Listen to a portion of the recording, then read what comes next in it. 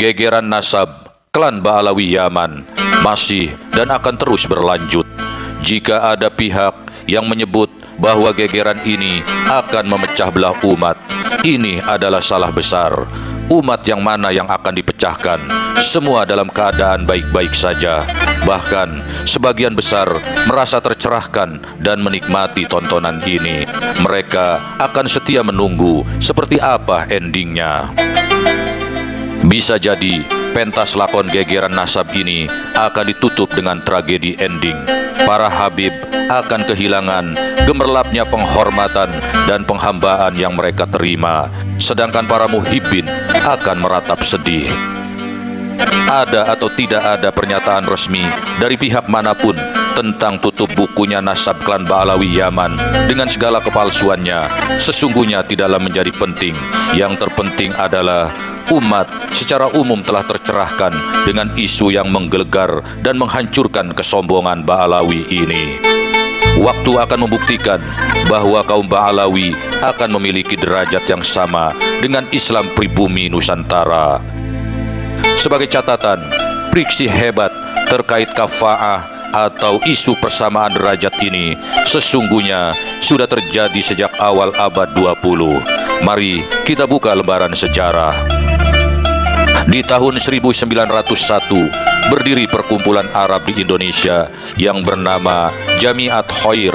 Namun, organisasi ini tak berumur lama. Jamiat Khair pecah akibat perbedaan pandangan tentang persamaan kedudukan dan derajat antara golongan Sayyid dan non-Sayyid. Ketika itu, mayoritas keturunan Arab dari klan Ba'alawi menginginkan adanya hak istimewa bagi mereka, sebab mereka merasa sebagai saddah atau keturunan Rasulullah Shallallahu Alaihi Wasallam. Akibat tak adanya titik temu orang-orang Arab yang pro persamaan derajat, akhirnya mendirikan organisasi Al-Irsyad Al-Islamiyah pada tahun 1914. Organisasi ini didirikan oleh Syekh Ahmad Surkati, seorang keturunan Arab asal Sudan. Golongan orang-orang Arab yang dimotori oleh Ba'alawi kemudian menghimpun dirinya dan mendirikan organisasi Rabitoh Alawiyah. Tepatnya berdiri pada tanggal 27 Desember tahun 1928.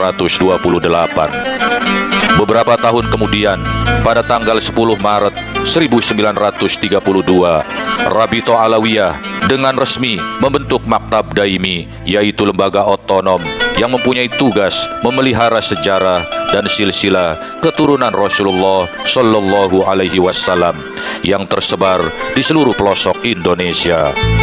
Tetapi disinyalir organisasi otonom bentukan Rabitoh Alawiyah ini hanya menjadi lembaga pencatat khusus bagi keturunan klan Ba'alawi yang mengklaim saddah mereka berasal dari jalur Imam Husain. Sedangkan yang tidak terkonfirmasi sebagai Ba'alawi atau melalui jalur Sayyidina Hasan, konon kabarnya tak dapat mencatatkan silsilahnya kepada Rabitoh Alawiyah. Keturunan Sayyidina Hasan yang dikenal dengan sebutan Syarif ini bisa dikatakan tak memiliki organisasi pencatatan nasab di Indonesia. Dengan demikian, para keturunan Ba'alawi yang pada awalnya disebut dengan gelar Sayyid memonopoli keistimewaan sebagai saddah atau juriat Nabi di seluruh pelosok Indonesia. Dengan berbagai doktrinnya, para Sayyid ini semakin dicintai oleh lingkungannya dan disembah-sembah oleh para murid atau muhibbinnya. Maka kemudian dipanggillah mereka dengan sebutan Al-Habib atau Habib dengan arti orang yang dicintai. Perbudakan spiritual dan feodalisme agama mulai merangkak. Akhirnya, gelar Sayyid hilang dan berganti dengan julukan Habib. Umat Islam di Indonesia secara umum memandang para Habib ini memiliki kedudukan yang istimewa. Artinya, sesuai dengan sapaannya, dipanggil Habib, maka itu berarti dia sebagai seorang yang benar dan dicintai, dan juga seorang ahli agama dan memiliki akhlak mulia. Lebih dari itu, mereka telah berhasil menanamkan citra diri sebagai cucu Rasulullah, sehingga memujanya adalah bagian dari ibadah. Para Habib Ba'alawi ini agaknya semakin lupa diri. Seiring berkembangnya waktu, gelar Habib ini semakin terasa memudahkan mereka untuk mencari keuntungan, baik secara sosial, ekonomi, maupun politik. Pada tanggal 17 Agustus tahun 1998, FPI didirikan secara resmi di Pondok Pesantren Al-Kampung Utan, Ciputat, Tangerang Selatan, Provinsi Banten. Muhammad Rizik Syihab didapuk sebagai ketua umum yang pertama. Meskipun berkepanjangan sebagai Front Pembela Islam, organisasi ini sejatinya hanya merupakan perhimpunan atau wadah bagi para muhibbin Rizik Syihab. Inilah yang menjadi titik awal klan Ba'alawi merasa di atas angin. Sepak terjang Rizik dan FPI-nya nyaris bak penguasa bayangan di republik ini. Mereka bisa dengan seenaknya bertindak atas nama Islam dalam menyatroni tempat-tempat hiburan malam dan sejenisnya. Bahkan mereka bisa dengan seenaknya mengkafirkan dan menghina siapa saja, baik itu orang biasa, pengusaha, pejabat, menteri, hingga presiden sekalipun. Bersamaan dengan berjayanya FPI, muka-muka baru Habib pun bermunculan. Contoh paling konkret adalah Bahar bin Smith. Digadang-gadang sebagai regenerasi dari Rizik Syihab, Bahar ini terbiasa seenak udelnya dalam berceramah, menghina ulama Nusantara dan pejabat, hingga presiden sekalipun adalah hal yang sudah melekat pada dirinya. Ringkas cerita, panggung dakwah dan politik dikuasai oleh klan Ba'alawi Yaman. Habib-habib bocil kian bermunculan. Sikap mereka sungguh memandang sebelah mata pada umat Islam Nusantara. Doktrin-doktrin sesat tentang kehebatan klan mereka menyembur bebas bak racun mematikan. Klan Ba'alawi Yaman menyangka sudah sepenuhnya berhasil menundukkan pribumi. Mereka semakin seenaknya menebar intoleransi, hingga kemudian Allah Subhanahu wa Ta'ala memberikan keberanian kepada sosok Presiden Joko Widodo yang bertubi-tubi dihina oleh Rizik dan Bahar Smith serta sejawat mereka lainnya untuk membubarkan Front Pembela Islam alias FPI. Allah juga mempermalukan Rizik Syihab dengan skandal pornografinya dengan janda cantik Firda Hussein. Setelah kekuatan mereka berhasil menggusur Ahok dan mengantar Anies Baswedan menjadi orang nomor 1 di Jakarta dengan aksi mereka yang terkenal 212, sesungguhnya pembubaran FPI dan skandal seks Rizik Syihab mulai memudarkan pengaruh Ba'alawi Yaman. Bahar ditangkap karena kasus penganiayaan. Para Habib bocil mulai kehilangan panutan dan keberanian mereka. Sementara itu, khalayak yang sekian lama memendam amarah mulai bertanya-tanya, mungkinkah keturunan Rasulullah dengan gelar sakral Habib memiliki adab dan arogansi seperti yang mereka pertontonkan? Guna menjawab pertanyaan tersebut, Allah Subhanahu wa Ta'ala menghembuskan ilham ke dalam hati sanubari seorang anak bangsa bernama Imaduddin Usman. Dengan kekuatan hujah dan intelektualnya, kiai dari kampung ini laksana perwujudan dari ketajaman pena baginda Ali bin Abi Thalib dan menjadi penyambung lidah suci Sayyidah Fatimah radhiyallahu anha untuk menjaga kemurnian nasab mereka. Karya ilmiah Kiai Haji Imaduddin Usman Al-Bantani sesungguhnya bak gempa dan tsunami bagi klan Ba'alawi Yaman. Strategi dan agenda licik yang telah mereka susun dan laksanakan secara diam-diam seketika menjadi porak-poranda. Berikut ini adalah 7 agenda licik klan Ba'alawi Yaman yang telah terbaca dengan jelas. Pertama, Ba'alawi yang sengaja didatangkan kaum penjajah Belanda itu telah dikondisikan untuk mengaku-ngaku sebagai juriat Nabi Sallallahu Alaihi Wasallam melalui Ubaidillah atau Abdullah bin Said Ahmad bin Isa. Terbukti tidak terkonfirmasi keberadaannya. Kedua, Wali Songo yang penyebar Islam di Indonesia diam-diam diba'alawikan terlebih dahulu dengan mengubah manuskrip-manuskripnya. Ketiga, di fase ini mulai dilakukan framing dengan berbagai cara agar supaya orang Indonesia percaya bahwa Wali Songo itu memang termasuk ke dalam klan Ba'alawi. Salah satu caranya adalah dengan mengaitkan nasab Wali Songo melalui tokoh Abdul Malik Ajmat Khon hingga bersambung kepada Ubaidillah.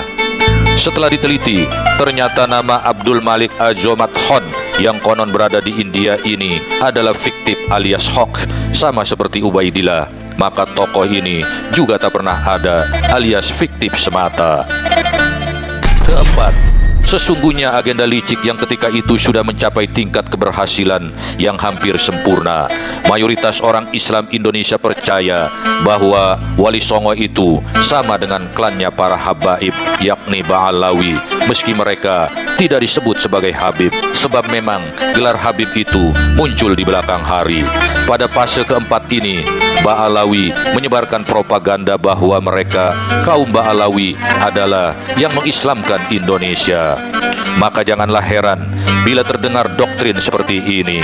Kalau kakek kami tidak ke Nusantara, niscaya kamu masih menyembah pohon. Kakek dimaksud tentu saja dihubungkan juga dengan Wali Songo yang sudah mereka nisbahkan ke dalam klan Ba'alawi Yaman.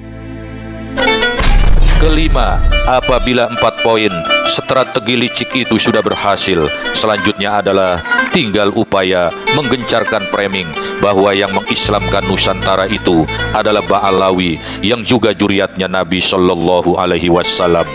Pada fase ini, mereka menunjukkan 2 keunggulan isu sekaligus.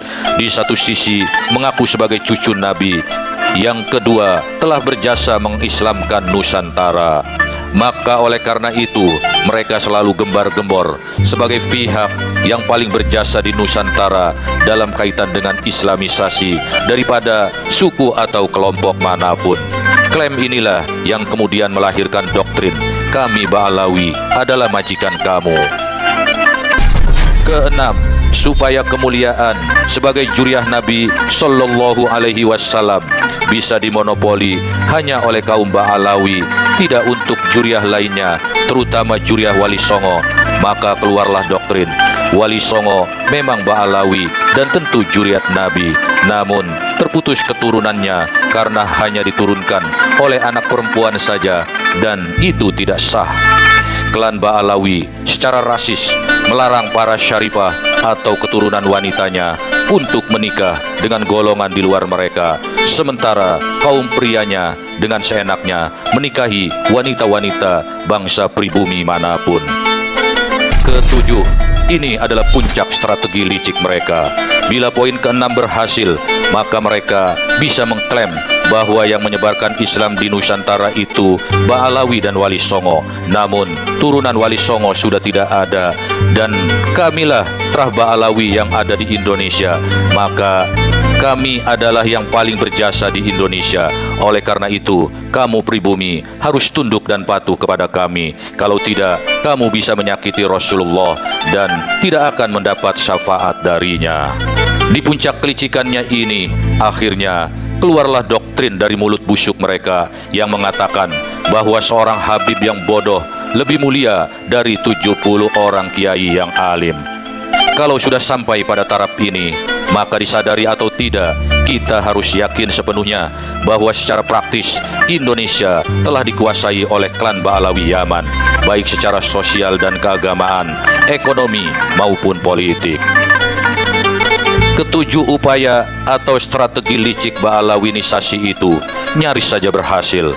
Namun sekali lagi, Allah Subhanahu wa Ta'ala sangat sayang dengan bangsa Indonesia yang di dalamnya juga banyak para sayyid dan syarif yang asli keturunan Rasulullah, bukan dari klan Ba'alawi Yaman. Allah memberikan ketegasan dan keberanian kepada Presiden Joko Widodo untuk membubarkan FPI, kendaraan Ba'alawi Yaman, setelah Rabito Alawiyah. Ibarat burung, mereka tak dapat lagi terbang tinggi karena sebelah sayapnya telah patah. Dan puncaknya, Allah Subhanahu wa Ta'ala juga memberikan ilmu dan keberanian kepada Kiai Haji Imaduddin Usman Al-Bantani untuk membuka kedok tipu daya kaum Ba'alawi Yaman tersebut lewat karya ilmiah yang disusunnya. Bumi Nusantara seakan dihantam gempa dan tsunami akibat efek keluarnya kajian ilmiah dari Kiai Haji Imaduddin Usman Al-Bantani tersebut. Barisan klan Ba'alawi tentu tak pernah menyangka akan menghadapi gempa dan tsunami ini. Dengan berbagai upaya, mereka berusaha menyelamatkan citra diri klan mereka, perang di medsos, hingga mengutus orang untuk melanglang buana ke berbagai negeri Islam guna mencari kitab nasab, bahkan telah dilakukan. Tetapi celakanya, semua upaya pembelaan terhadap klan Ba'alawi Yaman seakan menabrak tembok baja. Petualangan ke berbagai negara Islam untuk mencari kitab nasab guna mereka jadikan sebagai alat pembelaan bahwa datuk mereka, Ubaidillah, bukanlah tokoh fiktif, sampai sejauh ini tak diketemukan dan tidak membuahkan hasil. Mereka juga harus mengakui kalah dalam perang di jagat internet, khususnya di channel YouTube. Bahkan mereka juga harus hancur lebur menghadapi bom dari laporan majalah Tempo edisi Idul Fitri yang lalu yang kian memojokkan klan Ba'alawi Yaman.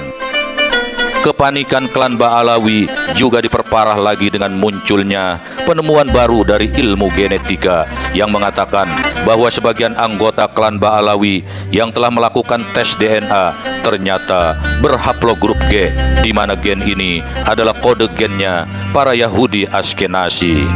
Padahal gennya Sayyid dan Syarif di luar klan Ba'alawi telah terbukti dan terkonfirmasi berhaplogrup J1. Dengan temuan ini, maka secara genetik disimpulkan bahwa klan Ba'alawi itu berarti bangsa Arab saja bukan, apalagi juriatnya Nabi Muhammad Sallallahu Alaihi Wasallam. Bagaikan peribahasa, jauh panggang dari api. Para muhibbin yang masih memiliki logika ilmiah tentulah harus bersiap-siap meninggalkan para habib junjungannya. Keturunan Nabi itu bukan hanya dari klan Ba'alawi yang sudah terbongkar kepalsuannya. Kalian masih bisa mencintai juriah Rasulullah dari kelompok Sayyid dan Syarif yang telah terbukti keaslian nasabnya, dan mereka ini ada banyak di Indonesia meski mereka tak pernah menonjolkan dirinya. Sementara itu, untuk para muhibbin yang taklid buta, harus sama-sama kita doakan semoga hidayah Allah segera singgah di hati sanubari mereka. Semoga narasi singkat ini dapat menambah keyakinan kita bahwa Allah itu pasti akan menunjukkan yang batil itu tetaplah batil dan yang benar itu pastilah benar. Dukungan kita kepada perjuangan Kiai Imaduddin Usman Al-Bantani dan segenap ulama Nusantara yang mendukung ikhtiar pembongkaran nasab palsu klan Ba'alawi Yaman ini harus senantiasa kita gelorakan dan kita gaungkan agar suaranya bergema di seluruh pelosok negeri. Terima kasih telah mendukung channel ini dengan menekan tombol like dan subscribe. Tinggalkan atensi di kolom komentar. Sampai jumpa.